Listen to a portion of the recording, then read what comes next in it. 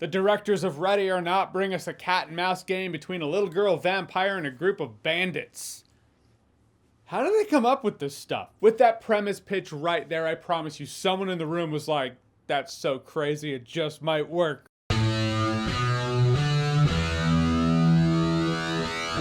So Abigail is essentially what I just said in the beginning of this video, but for more elaboration, Melissa Barrera stars and leads a group of side characters who have just pulled off a job. The job? Kidnap this girl. The job now, stay in this house overnight, watch over the girl while Giancarlo Esposito gives the ransom demands to her father. Which right there, when you got Giancarlo Esposito being like, sit tight in this huge house overnight, also give me your cell phones. Okay, I'll be back. The spidey sense starts tingling. You're like, something's up. Turns out girl they kidnapped and they're looking after, she's a vampire. That's right, a ballerina vampire. Right there, left the ballerina vampire part out of the intro. Sounds even more ridiculous. So ridiculous, it just might work. And it does. First of all, I thought everyone in the movie was great. Melissa Barrera was, but also the cast itself is... well, it's quite the ensemble. Not just in terms of actors, but they are memorable. They stand out. Some ensemble movies you're like, yeah, I remember too. In Abigail, names aside, because I suck at names, just generally speaking. That's my baseline. But faces I'll remember, and I can see everybody's face from this movie. No one felt generic. I never ran into this, oh yeah, who's that guy? Gonna die first, right? To be fair, the one I thought was gonna die first did die first. But as there's a trickle of reveal, they do have interesting stories. That was important for a movie like this. For the first 40 minutes or so, before the vamping out really starts happening, you're stuck with these characters. They should interest you. They shouldn't bore you. And I was interested, not just in them and their story, but also the tensions that are building among the crew. They don't know each other that well. There's a little bit of Panic Room flavor in here. I like that. Panic Room. Underrated as fuck. And giving props right away to Alicia Weir. I thought she was fantastic. Not just when she's in scared little girl mode, though she absolutely pulls that off to a point where if I didn't see the trailer, I wouldn't know. I would buy it. But when the switch flips and she's in vamp mode, completely different vibe. She's playful in all the mean, malicious, and vampiric ways you would want her to be in a movie like this. What can I say?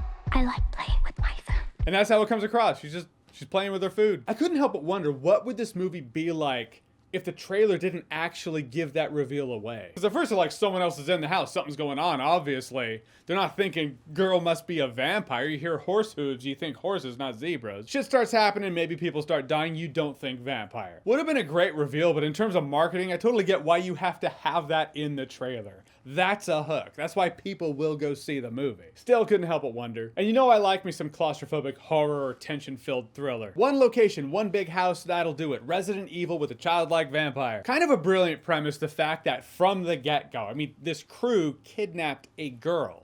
Well, so they thought anyway, but they thought that. Their moral compasses are already not pointing true north, but we need to root for them because something far worse is trying to kill them. I don't know, you could have had a house of firefighters and other heroes that is easy to root for, but in this case, it's the enemy of my enemy. That enemy of my enemy theme, it's everywhere in here. Amazingly played up, zero doubt whatsoever. The directors of Ready or Not directed this. Same vibe, a supernatural thriller, horror, and fun. Dan Stevens and Melissa Barrera are the main source of tension, which is great because you do have a killer vampire girl trying to drain everybody of their blood, but not human tension. That's the real relatable stuff right there. And you know a movie like this is gonna have to pay respect to vampire lore, and it does, but the question is, what works and what does not? A character in a movie that might have their knowledge together about vampire lore, that's all great and all, but that's like someone who plays games on Steam on their PC and they get a Steam Deck thinking it's gonna be the same. It might not be. Some things might work, some things might not. It's different. It's fun seeing him try to figure it out because you're trying to figure it out too. The movie was also surprisingly heartfelt by the end.